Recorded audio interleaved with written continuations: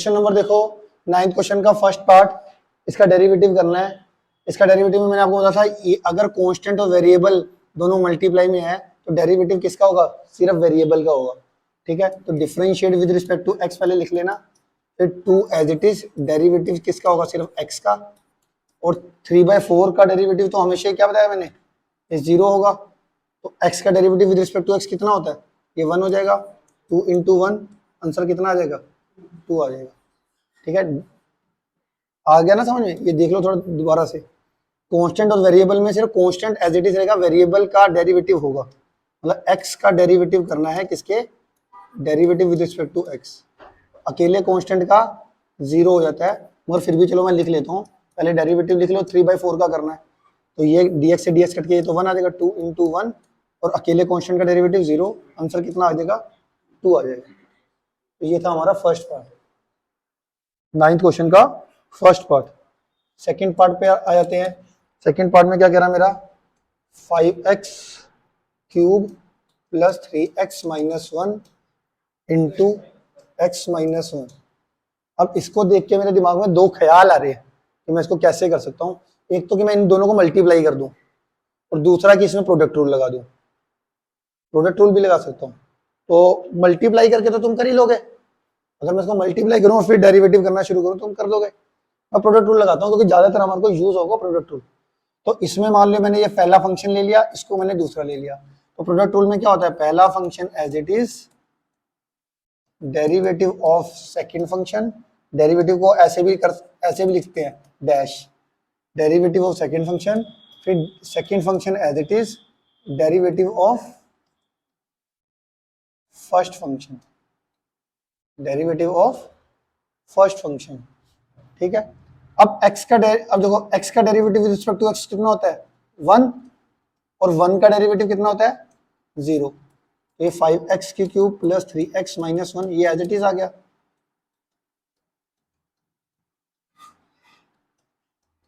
ठीक है, अब आ जाते हैं जी इसमें x - 1।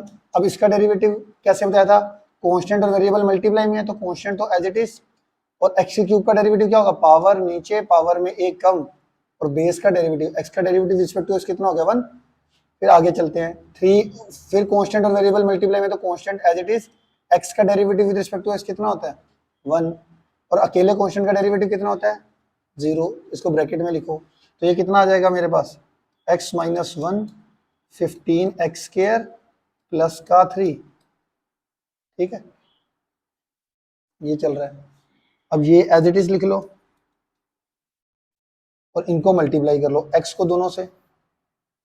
ठीक है, तो वो कितना जो है 15x³ प्लस x को 3 से करोगे तो 3x, -1 को दोनों से करो -15x² माइनस का 3। तो फाइनली क्यूब वाली टर्म में ऐड कर लो, 5 और 15 20x³, x² वाली एक ही टर्म है -15x², x³ 1 वाली दो टर्म है 3x और 3x 6x, कांस्टेंट कितना है -3 और -1 -4। तो 20x³ -15x² प्लस 6x - 4 ये आपका आंसर आ गया। ठीक है, क्लियर है। इसका अगला देखो जी, अगला है मेरा 9th क्वेश्चन का थर्ड पार्ट, x³ -3 5 + 3x, इसका डेरिवेटिव करना है। ठीक है, इसमें भी प्रोडक्ट रूल लग सकता है, प्रोडक्ट रूल से करना चाहते हो प्रोडक्ट रूल से, अदरवाइज इसको देखो इससे डायरेक्ट मल्टीप्लाई कर दो, 5x³ -3 प्लस 3, ये x³ -3 जब इससे मल्टीप्लाई होगा तो बेस सेम पावर ऐड -3 + 1 -2।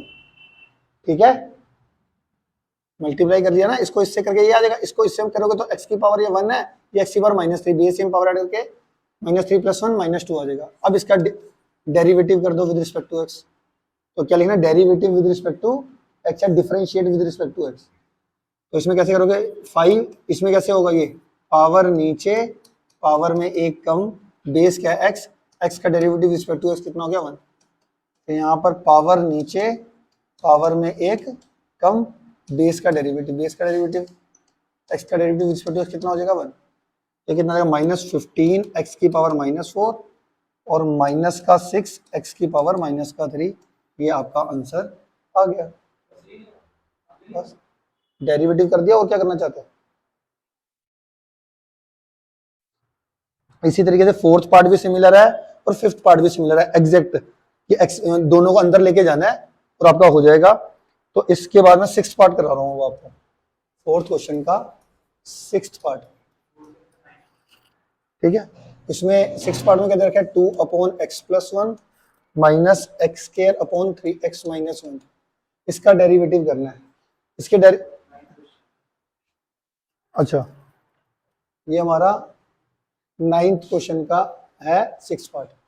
ठीक है, अब इसमें देखो पहली टर्म भी डिवाइड में है और दूसरी टर्म भी डिवाइड में है, तो इसका होगा differentiate with respect to X कर लेंगे। तो इधर भी मेरा क्वेश्चन टूल अप्लाई होगा, इधर भी क्वेश्चन टूल अप्लाई होगा। क्वेश्चन टूल कल क्या बताया था, डिनोमिनेटर का whole square, denominator as it is, derivative of numerator, फिर इस बारी minus numerator as it is, derivative of denominator.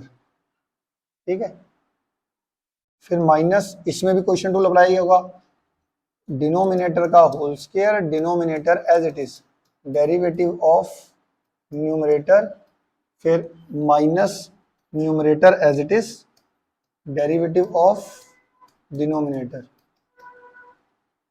ठीक है, अब अकेले कांस्टेंट का डेरिवेटिव क्या बताया था मैंने, जीरो।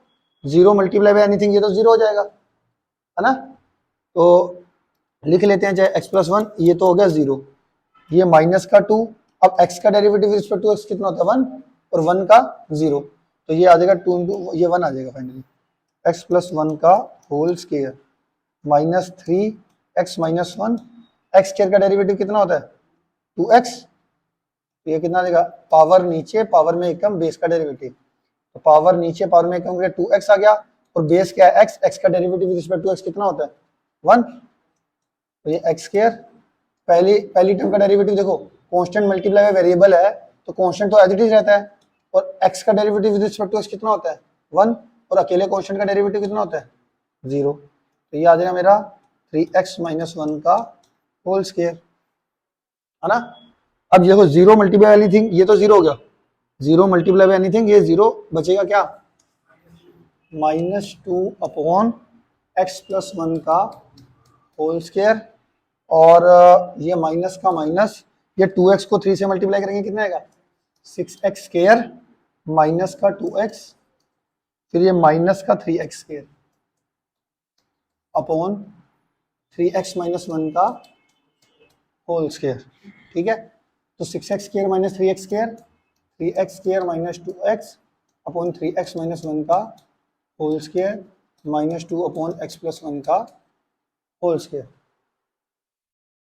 ये हमारा आंसर निकल गया।